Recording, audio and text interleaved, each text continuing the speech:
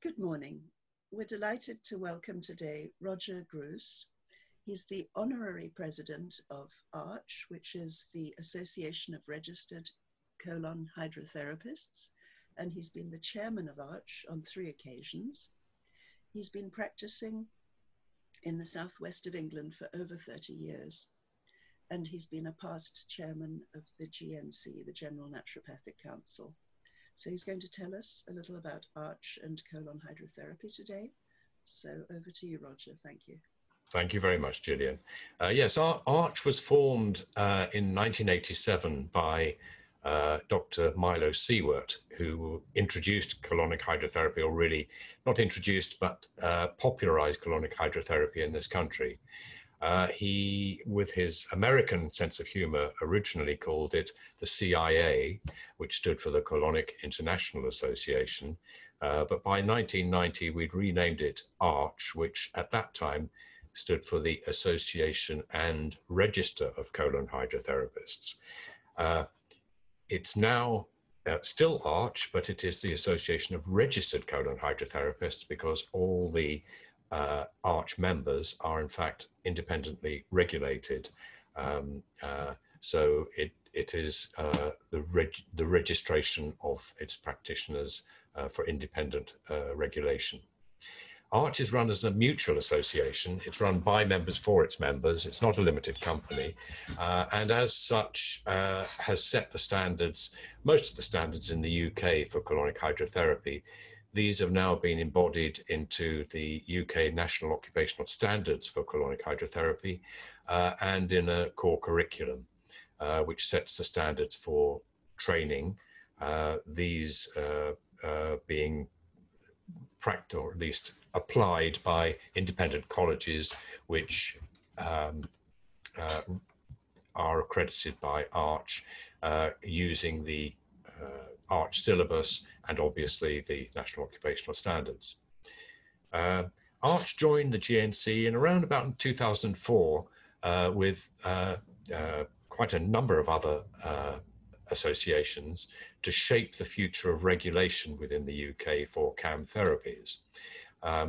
This work has now terminated and finished, not totally with a satisfactory outcome, but ARCH has remained there after a brief break and is now pleased that the General Naturopathic Council is going forward with various ventures, including promoting naturopathy.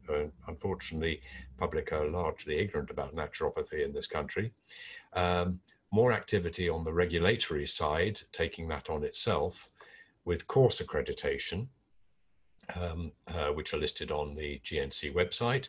And something we're very proud of is the naturopathic upgrade process, where the GNC awards a naturopathic diploma based on accreditation of prior learning, because a lot of naturopathic practitioners, whilst not necessarily having studied a full naturopathy course, come in from various angles, from a herbal angle or from a nutritional therapy angle, but can upgrade using the pathway that the General Naturopathic Council has formulated. Roger, that's a really good point, because I myself have actually done the upgrade course, and I think that's a really important thing to let people know, because it's highly beneficial. I think colonic hydrotherapy is becoming far more well known now. You know, I have, as a nutritional therapist, I have clients coming to me and they talk about seeing and knowing about colonic hydrotherapy. Can you tell us a bit more about colonic hydrotherapy as a tool for health? Yes, Caroline. Yes, certainly. It is very useful in combining with other therapies, because it does, I think, speed them up to some extent.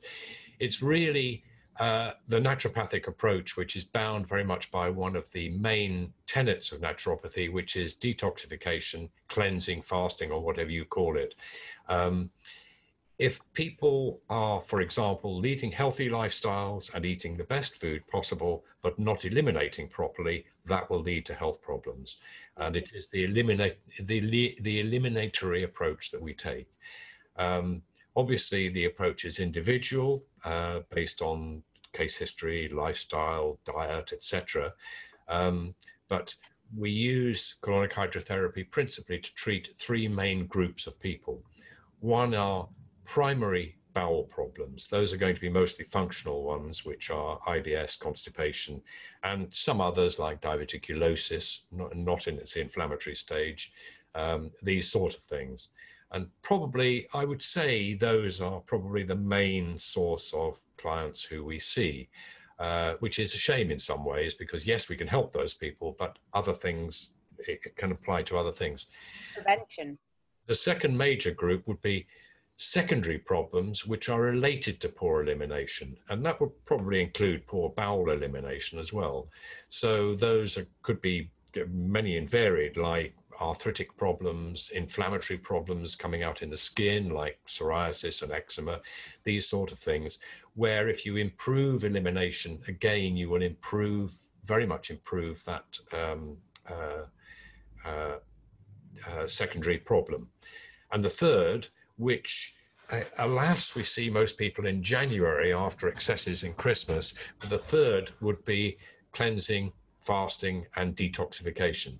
The best time to do this is during the summer months between the equinoxes, between March and September or thereabouts, and combining it with a very clean diet, or maybe fasting, structured fasting, which colonic hydrotherapists are fully conversant with and can advise on, and combine it with a short program of colonics.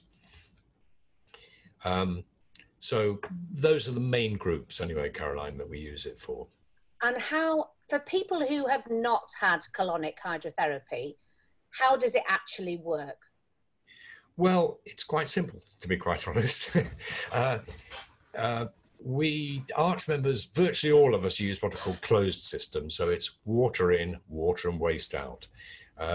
We connect a small speculum, which is about 6 centimeters, of which goes into the anus to keep the anal sphincter open. And how it works really is water going in distends the bowel, and that distension will lead to the mass peristaltic action of the bowel. So it's not pressure washing or anything like that. It is simply stimulating the bowel to empty itself. That's the primary way that it works, but there is obviously very much a secondary effect, and that is the hydrotherapeutic effect. Now, in hydrotherapy, which I've also studied quite extensively, it is actually referred to as thermotherapy, because water is the medium through which you can alter water temperature, and the different temperatures have different effects upon the bowel muscle and upon other local organs as well. So, for example, when we're treating IBS sufferers, we will always use water slightly above internal body temperature. That then will relax any spasm, which is a very common feature of IBS, and relax the bowel, because despite the fact that IBS can sometimes be associated with constipation, the bowel is actually overactive, so we can calm it down. So that's one of the things. Conversely, if someone has very hypotonic, underactive constipation, by cooling the water down, you can stimulate the bowel to contract and get it to empty. We believe that colonics, in fact, certainly most people will voluntarily or volunteer after treatment say, oh, I feel lighter, I feel different. And I've always described that to a liver effect, because when you consider that the metabolites of bacterial fermentation in the bowel go first to the liver before they go into general circulation via the portal system, if you relieve the contents of the bowel, it then means that there are fewer metabolites going to the liver, so the liver can rest, in effect. So it's very good for helping take the burden off the liver. Indeed, yes, absolutely, absolutely. And this is also where it comes in with fasting, because if you're on a raw food diet or you're on juices or something of this sort, then it will further rest the liver over a longer period of time, and that can be really useful. And I believe it would also help the compacted matter in there also to break down, because often people need more than one colonic and need to combine it with diet, don't they, to get the maximum benefit? Absolutely. I think diet is one of the cornerstones of health anyway, from a naturopathic point of view, and certainly we see that. I mean, it's interesting. One of the most common recommendations that we make following a colonic treatment, and I'd say it's probably to half the people we treat, is eat slowly, chew your food well, because it's amazing what you see coming through the tube sometimes. People who don't chew, don't digest, and therefore don't absorb, and they get problems lower down with fermentation and poor absorption, basically. Absolutely. Could I just ask, Roger, why did you say between the equinoxes? What's the specialty there, please? Well, I believe from a naturopathic point of view, you shouldn't be fasting in the winter, and probably not after excesses of Christmas as well, which is when most people come for weight loss and this sort of thing. Fasting will lose weight, but it does many other things. It resets the metabolism. It's quite well documented, that is. So I prefer to keep fasting during the equinoxes. The other practical thing about it is that there are much better, fresher vegetables available during that time. So if I fast, I tend to do it August, September time, when I have lots of garden produce, which I can juice, because juicing uses a lot of vegetables. So that does work well. That does work well. I guess in the winter, though, people could use broths and soups as well, couldn't they? They could, take away the more difficult to digest foods and give their body a break in a different way. Yes, they could indeed. So are there any contraindications? And the other thing that I've heard before is that colonics wash out the gut flora, although I know after a colonic you would often recommend live bacteria. Yes, or we can actually implant them after the end of a colonic. You can actually implant them direct into the bowel, so they don't have to go through the other 20-odd feet of the gut.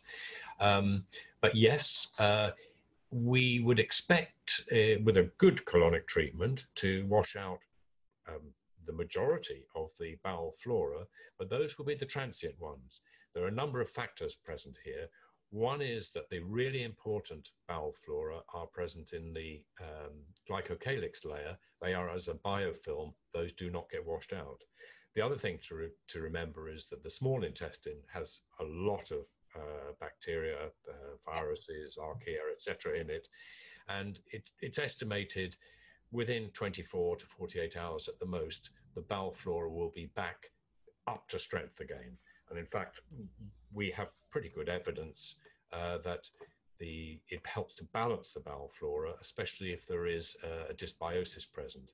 And it's the dysbiosis where we would probably do an implant of a high count probiotic after treatment. And how would you do that? Just using... Put it within the fluid? No, it's using a syringe and catheter. So after treatment, you'd get the client to go off to the loo, pass any water that might have retained, come back onto the couch, and you just introduce 20 mils of filtered water with the probiotic in it into the bowel, and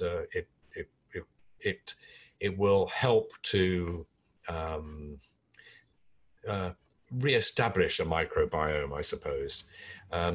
There's been a lot of research on the microbiome recently over the past few years, and it's still going ahead in a big way. And it's evident that most probiotics taken orally and indeed given rectally are transient but have an effect upon the microbiome of the individual. So certainly we've had pretty good results with implanting high count probiotics. I use one which has 72 billion organisms for implanting. And when would you use that? In what circumstances, for what type of issue? I mean, for severe dysbiosis? Yes, and in fact, we would see visual evidence of severe dysbiosis during treatment. Plus, of course, having taken the case history, you'll get good indicators of whether the person is, has problems. But certainly that could be following such things as gastroenteritis or foreign holidays in exotic places where you've had problems, or just candida overgrowth, these sort of things, these sort of scenarios anyway. There has been quite a lot of research, which is a little, well, not controversial, but of fecal implants and the effects that can have. But I guess that is, in a sense, just replanting a sort of microbiome back in. I like your way better, I have to say. It sounds a little, slightly more appealing, I suppose. Yeah. But fecal microbial transplantation is very interesting. I think it will really come into its own. There are a number of practical problems, and therefore, as colon hydrotherapists, we do not do it. No. But, excuse me. But having said that, it does offer the complete package, because bear in mind there are many hundreds of bacterial and viral and fungal and archaea families which cannot be cultured. They are just not cultured. Yes. So you don't find probiotics with hundreds of strains in, because you just can't make them. So transplanting into someone who has dysbiosis a complete range of healthy, balanced microbiome has had some profound effects upon various health conditions. The main one recognized is Clostridium difficile, but there are others. There's good results with some of the inflammatory bowel diseases, like ulcerative colitis in particular, and there's quite a lot of work going on for other things, including depression, and the fact that we've got the gut-brain axis going, which is very important.